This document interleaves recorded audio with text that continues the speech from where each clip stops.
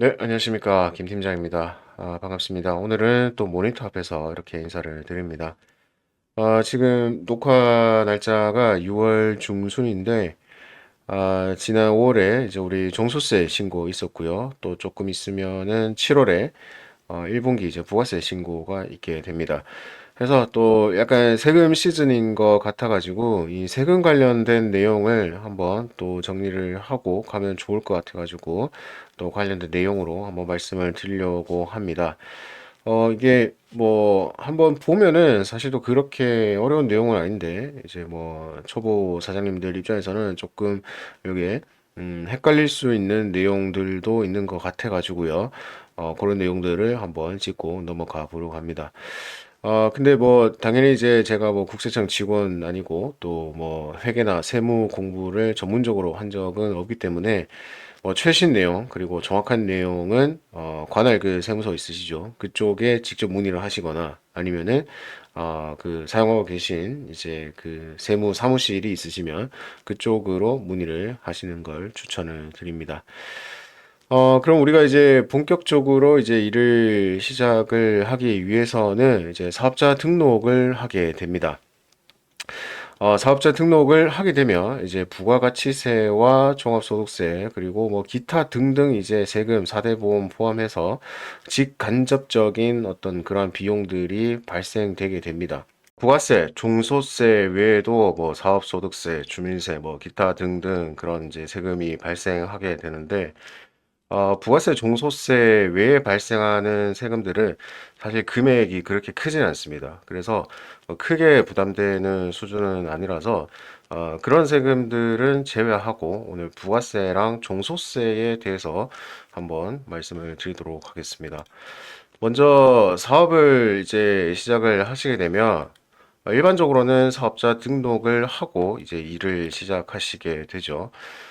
근데 이제 제가 보니까 이 사업자 등록 자체를 하지 않으시고 이렇게 뭐 영업을 하는 경우도 있긴 있더라고요. 그래서 뭐 그런 판단에 대해서까지 제가 뭐라고 이제 말씀드리기는 뭐 애매하긴 한데, 그게 뭐 전략적으로 본인한테 유리할 것 같으시다 해서 뭐 그렇게 하시는 경우도 있긴 있는 것 같더라고요. 근데 이제 일반적으로는 당연히 이제 사업자 등록을 정식으로 하시고 시작하시는 거를 추천을 드립니다.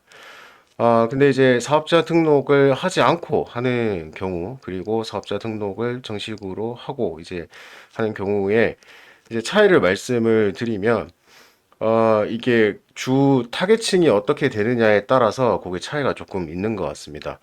예를 들어서 B2C다. 내가 업체고, 그 다음에 이제 그 서비스를 제공받는 고객이 일반 고객이다. 일반 엔드 유저, 소비자다. 이런 경우에는 이제 그 사업자 등록이 뭐 없어도 어느 정도 되는 경우가 있기는 합니다. 또 그렇게 해서 이제 뭐 잘 하시는 분들도 계시긴 계시더라고요. 그런 경우에는 이제 그 고객님들이 지출 증빙을 요구를 하지 않는 경우에는 사업자 등록으로 이제 뭐 전자세금 계산서나 뭐 현금영수증을 생략하는 경우가 있긴 있더라고요. 그런데 이제 하시다 보면 그런 지출 증빙, 그러니까 고객님께서 쓴 그 비용에 대해서 영수증 같은 그런 이제 서류를 요구를 하게 됩니다. 그게 이제 B2B로 넘어가서 뭐 대상이 공공기관이나 아니면 회사, 기업 뭐 이런 경우에는 당연히 이제 그러한 것들을 제출을 해야 되기 때문에 사업자 등록이 당연히 있어야 되고요. 그래서 사업자 등록을 뭐 안 하시고 뭐 하시는 경우도 있긴 한데 뭐 일반적으로는 하시는 걸 추천을 드리고 사업자 등록을 하시게 되면은 이제 처음에 이제 선택을 하셔야 되는 게 내가 간이 과세자로 시작을 할 것인가 아니면은 내 일반 과세자로 처음부터 시작을 할 건가 이제 그걸 이제 선택을 하셔야 되거든요. 그래서 이제 방금 말씀드렸던 것처럼 이 내가 서비스를 제공하는 타겟층이 일반 엔드 유저 소비자냐 혹은 이 전자세금 계산서를 꼭 발행을 해야 되는 그런 대상이냐에 따라서 조금 달라질 수가 있는데 간이 같은 경우에는 전자세금 계산서 발행이 되지가 않습니다. 그렇기 때문에 일반 과세자로 선택을 하셔야 이 정상적인 그 지출, 증빙 서류를 제출을 할 수가 있기 때문에 일반 과세자를 선택을 하셔야 됩니다. 그래서 저 같은 경우는 이제 처음부터 이제 일반 과세자로 시작을 했었어요.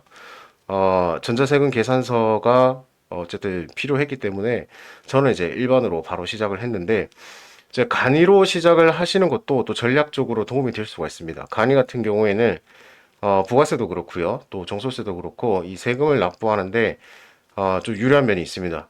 사실 굉장히 많이 깎아줘요. 내가 버는 거에 비해서 내야 될 세금을. 그래서 처음에는 이제 간이 가세로 시작을 하셔도 내가 운영하는데 무리가 없다. 나는 이렇게 뭐 당장은 뭐 이렇게 세금 계산서가 필요하지 않다 같은 경우에는 뭐 간이로 하시는 경우도 뭐 나쁘진 않다고 할 수 있습니다. 또 실제로 제 주위에서도 이제 그 일반 소비자를 보통 대상으로 하는 사장님들 같은 경우에는 월 매출이 뭐 몇천 단위세요. 뭐 5천, 6천, 뭐 그 이상 되는 경우도 있는데, 그렇게 되면 이제 1년에 뭐 매출이 5억, 6억, 7억 뭐 이렇게 되는 건데, 그런데도 간이로 이제 하시는 경우가 있긴 있더라고요. 그래서 그게 뭐 본인한테 맞고 뭐 운영하는데 뭐 불법적인 게 없고 다 괜찮다 하시면은 또 뭐 간이로 하셔가지고 뭐 하시는 경우도 보기는 봤습니다. 사실 뭐 그거는 이제 본인 선택에 달린 것 같기는 해요. 뭐 그런 경우에 그럼 간이에서 왜 일반으로 이제 자동으로 변경되지 않느냐? 대부분 그게 다 이제 현금이더라고요. 예, 현금으로 잡히다 보니까 이제 간이에서도 머무를 수 있는 뭐 그런 이제 포지션이 있기는 있더라고요. 그런데 이제 사업이 좀 정상적으로 흘러가고 또 이제 매출이 커지다 보면 처음에는 간이로 시작을 하셨어도 이제 일반으로 자동으로 이제 넘어가게 됩니다. 일정 매출 이상이 되면. 그 자세한 거는 또 인터넷에 검색해 보시거나 유튜브에 검색해 보시면은 정확한 자료가 많이 있습니다. 그래서 이제 처음부터 이제 뭐 일반을 하셔도 되고요. 일단 나는 이제 간이로 한번 해보겠다 하시면은 간이로 하시다가 뭐 일반으로 넘어가셔도 되기는 됩니다. 그럼 간이로 시작을 하시던 아니면 뭐 일반으로 바로 시작을 하시던 사업자 등록을 하시게 되면 이제 세금을 납부하셔야 되는 상황이 되시는 거죠. 그리고 이제 사업자 등록을 하시게 되면은 이제 4대 보험도 이제 발산이 됩니다. 국민연금공단에서도 연락이 오고요. 건강보험공단에서도 이제 그 보험료 내라고 이제 연락이 와요. 그래서 이제 그런 것 때문에 나는 사업자 등록을 하기 싫다라고 이렇게 느끼실 수도 있어요. 저도 뭐 처음엔 그랬는데 국민연금이 뭐 아무리 싸다 하더라도 이제 소득을 제일 이제 낮게 잡아도 그 10만 원 후반대일 거예요. 아마 뭐 건강보험료도 뭐 10만 원 조금 안 되는 걸로 알고 있어요. 제가 뭐 정확하게는 모르겠는데, 그다음에 이제 한 달에 어쨌든 내야 되는 금액이 뭐 뭐 20, 30 이렇게 발생이 되는 거니까 그것 때문에 이제 부담을 느끼실 수도 있습니다. 근데 이제 이게 뭐 직접적인 그런 사업과 관련된 세금은 아니고 이제 간접적으로 발생하는 비용인데, 이거에 대해서 또 너무 부담을 가지지는 않으셨으면 좋겠어요. 그게 발생하는 것만큼 또 내가 이제 혜택을 보고 또, 그만큼 또 더 이제 소득을 만들면 되는 거니까 일단 그게 발생한다 하더라도 너무 처음에 이제 쫄지 마시고 일단은 시작을 정상적으로 하시는 걸 저는 추천을 드립니다. 그리고 이제 국민연금 같은 경우에는 그 얘기를 잘 하면은 요거 이제 보류를 해줍니다. 연락이 오면은 뭐 찾아가셔도 되고요. 아니면 이제 뭐 유선상으로 하셔도 되는데, 내가 이제 사업을 처음 시작을 해가지고 지금 당장은 매출이 없다. 그래서 요거 연금을 내기가 좀 부담스럽다. 이렇게 말씀을 하시잖아요. 그러면은 뭐 한 6개월 아니면 길게는 뭐 1년 이상도 그거를 이제 보류를 해줍니다. 그러니까 일단은 대상자는 맞는데 일단 그거 내는 거를 조금 뒤로 밀어주는 거예요.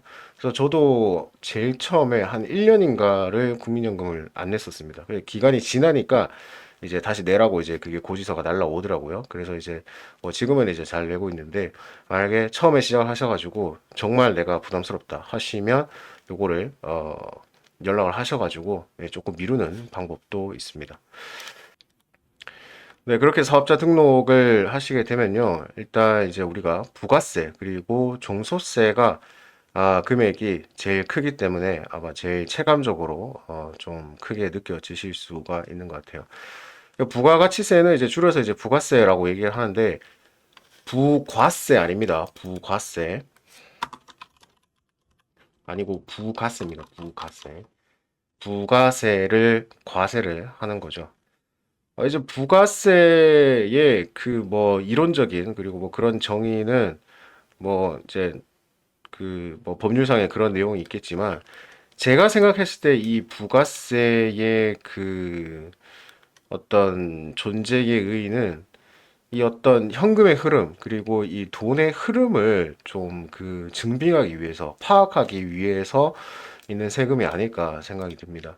그래서 예를 들어서 제가 지금 세 개의 회사 A, B, C를 만들어 가지고 좀 설명을 드리려고 하는데 자 A사가 있고 B사가 있고 C사가 있습니다. 그러면 저희는 이제 청소업체니까 중간에 B사가 되겠죠. 그래서 A사가 일반 회사라고 치겠습니다. A사가 우리 B사에 이제 의뢰를 했어요. 용역을 의뢰를 해서 우리는 청소 서비스를 제공을 합니다. 그러면은 이 회사는 뭐 물건을 만드는 회사든 뭐 어떤 회사든 간에 어디에선가 매출이 발생하는 게 있겠죠. 그죠? 근데 내가 매출만 많아요.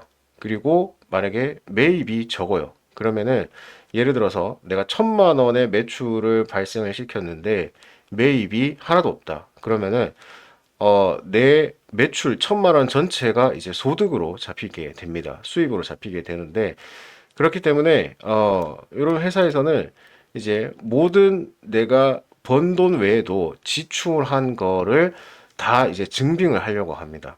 그래서 이 회사에서 청소 서비스를 신청을 했습니다. 그래서 용역을 제공을 하면 이제 우리는 여기에 이 회사를 상대로 증빙 서류를 하나 끊어주게 됩니다. 그게 보통은 이제 전자세금 계산서죠. 그러면 그 회사 입장에서는 어떤 물건을 팔았습니다. 어떤 물건을 판 거는 매출이 되는 거고, 우리 회사의 그 공간을 깨끗하게 위해서 지금 실행한 이 용역 같은 경우에는 매입 자료가 되는 거죠. 내가 돈을 이렇게 썼다라는 그 증빙이 되는 겁니다. 그러면 청소업체 입장에서는 이 회사에서는 매입이 되는 게 우리 입장에서는 이제 매출이 되는 거죠. 내가 돈을 벌었으니까 그거를 제출을 하고 돈을 입금을 받았으니까. 그래서 청소업체 입장에서는 이제 이 용역 서비스를 진행을 했기 때문에 매출이 발생하게 됩니다. 그러면은 이쪽에서도 결국 똑같은 입장이 되는 거예요.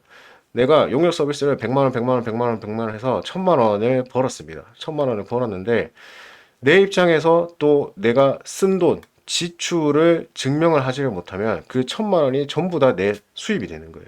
그러면 그 수입에 대해서 세금이 높게 잡히겠죠. 그렇기 때문에 청소업체 입장에서도 내가 번 돈 외에도 쓴 돈의 그 지출 증빙 서류를 잘 가지고 있어야 합니다. 그러면 청소업체 입장에서는 어떤 자료를 모을 수가 있을까요? 예를 들어서 어떤 용역을 우리가 제공을 했는데 그 용역을 제공하기 위해서 내가 용품점에서 물건을 샀습니다. 예를 들어서 100만 원짜리 뭐 청소 용역 오더였습니다. 그런데 이제 용품점에서 내가 약품을 10만 원치 샀고요. 장비를 10만 원치 샀습니다. 자, 그러면은 용품점에서 20만 원의 지출이 발생한 거죠. 그러면 우리가 용품점에서 그 지출과 관련된 서류를 이제 받게 됩니다. 그렇게 되면 이제 내가 100만 원을 벌었지만 매출이 발생했지만 또 매입 자료로 20만 원이 있으니까 100만 원에서 20만 원은 지출을 한 걸로 인정을 받을 수가 있겠죠. 그러면 이 C사 용품점에서는 또 똑같아요. 그 물건을 팔아가지고 약품을 팔아가지고 이제 매출이 발생이 된 거죠. 그러면은 이 C사 입장에서는 그게 이제 매출 자료가 되는 거겠죠. 그리고 또 여기서도 이제 매입 자료를 받아야 되기 때문에 도매상에서 가져온 그 용품에 대한 그 물건에 대한 영수증을 받을 겁니다. 그렇게 되면 이 용품점 입장에서는 그게 이제 매입 자료가 되는 거죠. 그러니까 이게 이렇게 지나가고 또 이렇게 흘러가고 이렇게 해서 서로 이제 돈을 어떻게 벌었고 어떻게 썼고 내가 어떤 내용을 지출을 했는지 그런 것들을 이제 서로 부가세를 통해서 증명을 할 수가 있는 겁니다. 그래서 전자세금 계산서를 이제 발행을 하게 되면 다 이제 부가세가 포함이 돼 있습니다. 그 물건이 됐던 용역이 됐던 네, 어떤 거 됐든 다 부가세가 포함이 돼 있기 때문에 이 부가세가 어떻게 어디로 흘러갔느냐를 국세청에서 보게 되면 아, 이 회사는 어떻게 돈을 벌었고 또 어떻게 돈을 썼고 그리고 그 자료는 어디서 왔고 이 업체는 어떻게 돈을 벌었고 얼마나 벌었고 또 쓴 돈은 어디서 가져왔고 어디서 그 서류를 갖고 왔고 어디서 이제 돈을 썼고 그걸 이제 다 파악이 되는 거죠. 이렇게 이제 결국 이제 서로 계속 이제 흘러가는 그런 이제 흐름이라고 보시면 됩니다. 그러면 이제 증빙 자료는 어떤 게 있느냐? 제일 이제 일반 과세자로서, 일반 사업자로서, 개인 사업자로서 많이 사용하는 거는 이제 전자세금 계산서가 있고요. 그리고 뭐 종이로 된 일반 세금 계산서도 있긴 있습니다. 근데 이런 거는 이제 요즘에 잘 안 쓰고요. 다 이제 요즘에는 온라인 홈택스로 진행을 하기 때문에 전자세금 계산서로 보통 다 진행이 된다고 보시면 됩니다. 혹은 카드로 결제를 하는 경우도 있습니다. 그러면 이제 카드 내역이 다 전산으로 자동으로 올라가고 또 그 처리가 되기 때문에 카드 내역도 이제 자동으로 다 이제 정리가 된다고 보시면 됩니다. 그리고 뭐 일반 고객님 상대로 우리가 현금 영수증을 발행한 경우에도 다 이제 국세청에 자동으로 올라가 가지고 거기에 이제 자료가 이제 차곡차곡 쌓이게 되는 거죠. 그러면 이제 우리 청소업체 입장에서는 예를 들어서 우리가 용역 서비스를 제공을 하고 돈을 이제 이만큼 벌었습니다. 그러면은 어떤 자료를 이제 조금 매입 자료로 넣을 수 있을까요? 그걸 이제 잘 한번 생각을 해 보셔야 될 것 같아요. 일단은 방금 말씀드렸던 것처럼 용품점에서 우리가 이제 물건을 많이 사게 됩니다. 예를 들어서 청소기를 샀어요. 청소기를 11만 원 주고 샀습니다. 그러면은 물건 가격 10만 원에 그리고 부가세 만 원 이렇게 해서 제공 가격이 11만 원이다 하면 이제 만 원이 부가세로 발생을 하게 되는 거죠. 그래서 청소업체는 이제 그 매출에 비해서 매입으로 가지고 갈 수 있는 자료들이 그렇게 많지가 않아요. 왜냐면은 우리가 110만 원짜리 일을 했다고 치겠습니다. 100만 원 그리고 10만 원 부가세 별도해서 110만 원을 했다고 치면은 사실 100만 원짜리 그 현장에 들어갈 때 뭐 물건을 우리가 뭐 다른 뭐 요식업처럼 그 원재료를 뭐 50% 60% 이렇게 이제 뭐 들어가는 게 아니잖아요. 그렇기 때문에 이 청소업체 같은 경우에는 사소한 것도 다 이렇게 매입 자료를 가지고 잘 챙겨 주셔야 되는데 말씀드린 것처럼 이제 청소기나 뭐 약품이나 그런 장비들을 샀다. 그러면은 그런 것들을 이제 다 잘 모아 주셔야 되고요. 예를 들어 가지고 내가 현금 주고 샀습니다. 그러면은 뭐 현금 영수증을 받을 수도 있고요. 사업자용 아시죠? 그리고 아니면 전자세금 계산서를 받을 수도 있고요. 아니면은 내 신용카드로 결제를 해가지고 그 자료가 넘어가가지고 증빙 자료가 되기도 합니다. 그래서 전자세금 계산서 같은 경우에는 내 사업자를 주고 이제 그쪽에서 발행을 해주면 이제 자동으로 넘어가기 때문에 그건 또 그 국세청에 그게 다 세이브가 됩니다. 그리고 현금 영수증도 마찬가지고요. 그리고 카드 같은 경우에는 이제 어, 보통은 사용하시는 신용카드를 그 사업자용 신용카드를 그 홈택스에 등록을 해 놓으시면 다 자동으로 넘어가게 됩니다. 그래서 요즘에 이제 신용카드 뭐 한 장만 사용하시는 분도 계시겠지만 여러 장 사용하시는 분들도 많은 것 같습니다. 저 같은 경우도 그런데 그래서 그 사용할 수 있는 모든 카드를 그 국세청 홈택스에 다 등록을 해 놓으시면 됩니다. 저 같은 경우도 뭐 국민 카드도 돼 있고 현대도 돼 있고 뭐 신한도 돼 있고 내가 사업과 관련해서 사용할 수 있는 카드들은 그 홈택스 사업자 신용카드 그 항목에서 다 등록을 해 놓으세요. 그러면은 그게 나중에 그 정산을 할 때 다 오토로 됩니다. 요즘에는 그게 시스템이 좋아져 가지고 내가 주유소에서 넣는 그 기름도 이게 디젤인지 가솔린인지 그거를 그 구별을 한다고 하더라고요. 그 세무사분이. 그래서 내가 어떤 카드로 언제 사업과 관련된 지출을 할지 모르잖아요. 그렇기 때문에 일단 모든 카드를 다 등록을 해 놓으시는 걸 추천을 드려요. 그리고 나중에 이제 그 거기서 여부를 또 선택을 할 수도 있거든요. 이거는 사업과 관련된 게 맞다. 이거는 아니다. 이런 식으로. 그리고 기본적으로는 1차적으로 그게 다 오토로 다 이제 그 됩니다. 리스트가. 그렇기 때문에 카드는 다 등록을 해 놓으세요. 다 등록을 해 놓으시고 이제 신고하실 때 나중에 한 번만 다시 체크하는 정도만 하시면 되기 때문에 그게 훨씬 편리하실 겁니다. 만약에 신용카드를 등록을 안 해놓으시잖아요. 그러면은 그 카드 회사에서 그 내역을 또 다 파일을 받으셔가지고 그거를 다 입력을 하셔야 돼요. 이걸 수기로 하려면은 그 상대방 사업자 번호도 다 넣으셔야 되고 금액도 넣으셔야 되고 굉장히 복잡합니다. 뭐 오토로 이제 그 올리는 방법도 있기는 한데 어쨌든 귀찮으니까 그냥 처음부터 모든 카드를 홈택스에 등록을 시켜 놓으셔가지고 그 카드로 뭐 기름도 넣으시고 그다음에 뭐 관련된 뭐 물건 샀을 때 다 그냥 자동으로 등록되게 해 놓으시는 거를 추천을 드립니다. 그리고 이제 부가세 같은 경우에는 사업과 관련된 어떤 그런 차라고 하면은 그것도 이제 부가세 인정이 됩니다. 예를 들어서 제가 이제 스트렉스를 샀을 때 5벤 이제 벤 차량이었기 때문에 그거는 이제 부가세 환급 대상 차량이었습니다. 그래서 예를 들어서 내가 2,200만 원을 주고 뭐 신차도 그렇고 중고차도 그렇고 똑같습니다. 중고차를 샀을 때 내가 낸 돈은 2,200만 원이지만 그 200만 원 부가세는 이제 환급이 가능한 거죠. 네, 그래서 간이가세 같은 경우에는 1년에 한 번 이제 신고를 하지만 이제 개인사업자 일반 과세자 같은 경우에는 1년에 두 번입니다. 그 나중에 이제 뭐 예정고지까지 가면 이제 1년에 네 번을 내게 되는데 그 두 번이라고 하면은 1월부터 6월까지 그리고 7월부터 12월까지 이게 신고할 때가 되면은 내가 받은 부가세, 그 다음에 쓴 거, 이걸 플러스 마이너스를 다 해요. 그래서 내가 받은 게 더 많으면 더 내야 되고요. 그 다음에 내가 쓴 부가세가 더 많으면 다시 이제 환급을 받게 됩니다. 그래서 받는 경우도 있고 그리고 내야 되는 경우도 있습니다. 근데 이제 나중에 하시다 보면은 이제 내야 되는 세금이 훨씬 많으실 거예요. 그리고 한 가지 꼭 이제 드리고 싶은 이야기는 이 부가세를 받으실 때는 또 아무 생각 없이 받으시는 경우가 많아요. 예를 들어서 110만 원을 받았어요. 그러면 내가 번 돈은 100만 원이고 10만 원은 내야 할 세금입니다. 그래서 그 10만 원은 따로 모아두시는 게 좋아요. 나중에 돼가지고 이게 막 섞여 있는 돈에서 또 부가세를 내려고 하면은 뭐 갑자기 500만 원 내야 된다. 그러면 이게 약간 생돈 나가는 것 같거든요. 원래 내 돈이 아닌데. 그렇기 때문에 처음부터 이제 그 부가세에 해당하는 금액을 떼놔가지고 다른 통장에 모아 놓으세요. 예, 부가세 통장을 하나 만드셔가지고. 그렇게 하시는 게 훨씬 정신 건강에 도움이 되는 것 같더라고요, 저는. 네, 그렇게 정리하면은 이제 부가세와 관련된 내 매출 자료도 중요하지만 뭐 그거는 이제 저쪽 그 매입에 해당하는 업체에서 다 요구를 합니다.